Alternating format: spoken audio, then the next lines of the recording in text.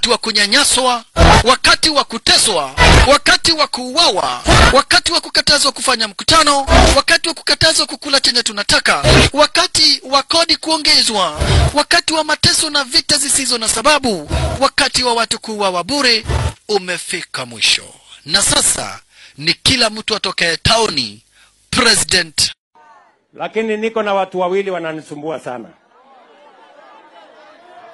Niko na watu wawili wananisukuma sana. Simuwaambie jameni waniendeshe polepole. Kama mbaya, kama mbaya, kama mbaya. Kwa nini hii slogan ya Ruto must go iko Kenya? Yafaa waangalie ni kwa nini Ruto must go inaendelea Kenya. Mwananchi akiuawa na ndovu tunamlipa shilingi milioni 5. God have mercy upon us. Na ama mnyama yeyote. Na pale mbele hapo katikati mwananchi akiumizwa na ndovu tumeweka graduation.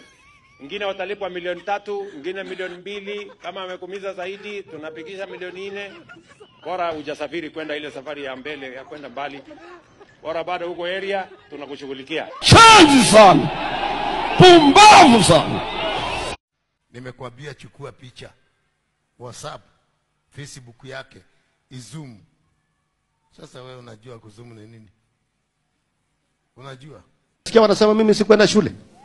Unafikiria watu walisema uongo? Mumai sikia mahali nilisema nilienda shule.